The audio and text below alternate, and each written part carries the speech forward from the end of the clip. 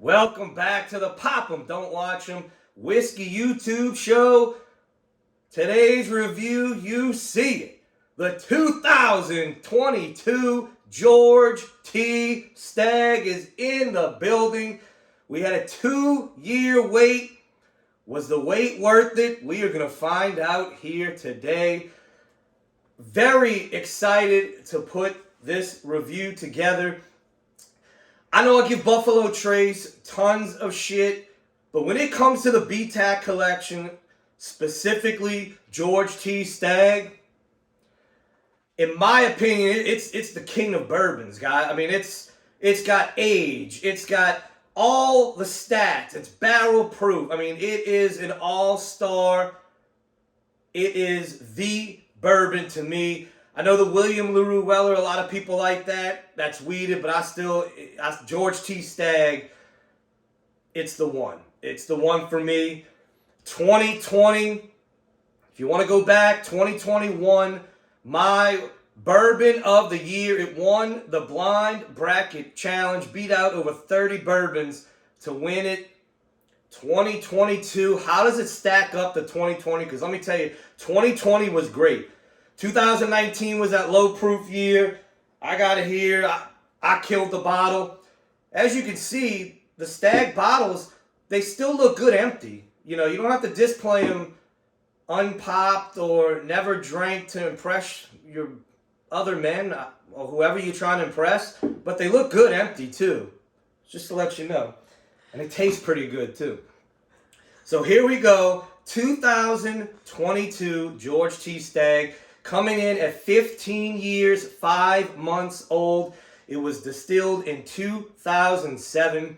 So it has been sitting there and just gathering the love from the barrel and turning into this amazing product.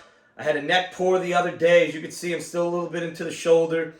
The 2020's been slowly but surely going down. So this one was 130.4.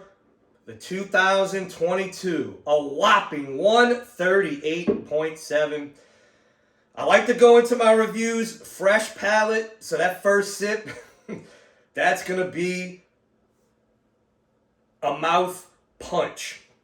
But let's get into the George T. Stagg 2022.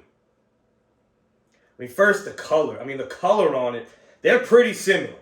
They're pretty, the colors, you look at the bottles, you look at it in the glass, I mean, they're a beautiful reddish color, like an amber, dark amber. It has red tones to it. What a beautiful, beautiful bourbon. Oh, God, you can nose this. The oak is beautiful. Beautiful oak notes on there. With that quintessential George T. Stagg. I get like a chocolate-covered cherry, burnt caramels, tons of vanilla frosting. That, oh man, what is that? Creme brulee. That's what I'm going for.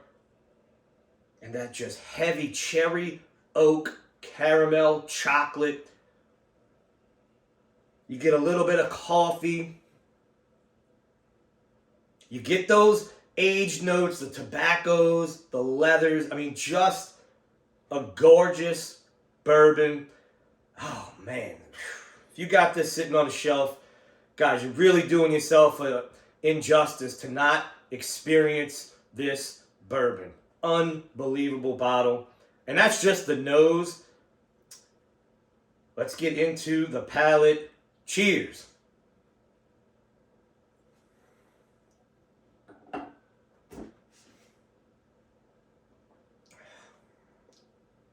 Wow. Wow. Punch in the mouth of just flavor intensity. Man, that finish. So, I cracked it, took a fresh pour right after I cracked it, took a sip and said to myself, this might be one of the best bourbons that I've ever tasted. And here we are back into it. and I stand by that statement. This year's George T. Stagg might be it is one of the best bourbons I have ever tasted. Now, it's so hard to grade because I know people are going to ask, well, what's my top?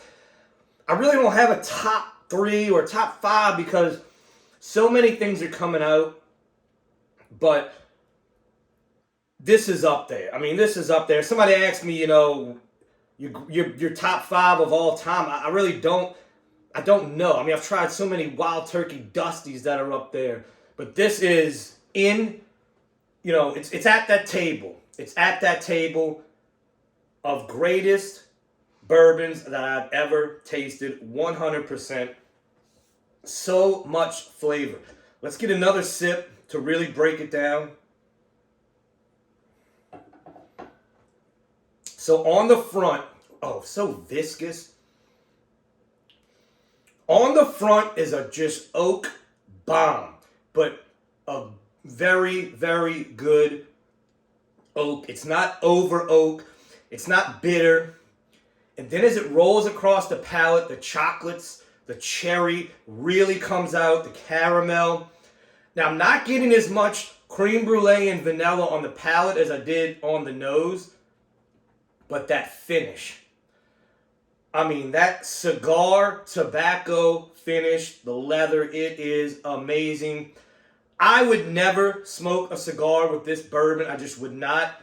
I know that the pairing would probably be incredible if you really got a nice chocolatey Maduro. But I would. This is a bourbon that you just sit down and you make it your first and last pour of the night. You don't sip anything with this. I wouldn't smoke anything with this. This deserves to be absolutely on its own. All right. Now I want to compare it because 2022, this was a banger. Like I said, won the Blind Bracket Challenge in 2020. Of course, 2021, we did not have a George T. Stagg release, so the 2-year wait, was it worth it? You damn right it was for this bottle, guys. You know I'm not big on secondary, but look, do what you got to do. If you got the money, this is a bottle that I would not blame anybody for paying a certain amount. I don't even know what they're going for in secondary because I don't follow it. But if that's the only way you can get one, and you haven't really spent that much this year, get this bottle. I would not blame anybody for paying a crazy price for this bottle because it is that damn good. All right, 2020.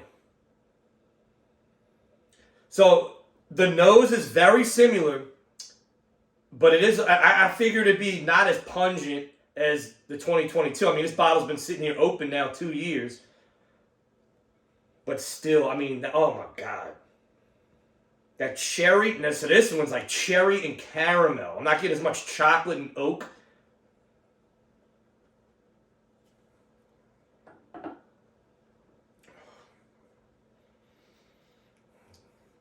So the George T. Stagg profile,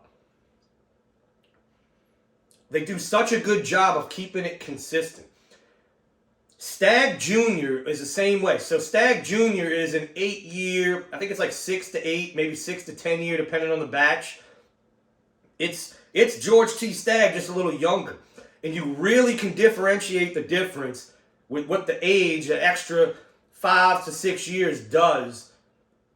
I mean, it is just both.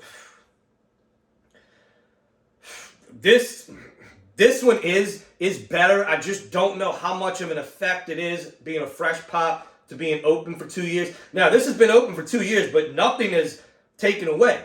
Nothing is taken away. It's still an absolute hitter. George T. Stagg, man, look. Get that bottle. If you ask your store owners for one bottle a year, this is the one. And it sucks because, look, the distribution is rough on BTAC now. And you can't blame the store owners. It's not their fault, guys. People that, store owners that used to get maybe 10 bottles of this, 6 to 10 bottles of this a year, and they're lucky if they're getting 2 because it's getting spread so thin. A few years ago, these middle of nowhere, out in the places where you really don't want to go, liquor stores, they didn't care about this. But now they're seeing how much they can make on it, so now everybody wants their allocation. So that is spreading it out extremely thin. It's not that there's less bottles, it's just it's getting spread out very, very thin. Man, what a bourbon. But guys, I can't really say too much else. I mean, that is a in-depth, quick review on George T. Stagg, the 2022 release. I don't know if I'm going to be able to do the bracket this year. It's not looking like it. I just did not get my hands on that many releases that I would think deserve to be in that bracket. I think the bracket would be too watered down this year.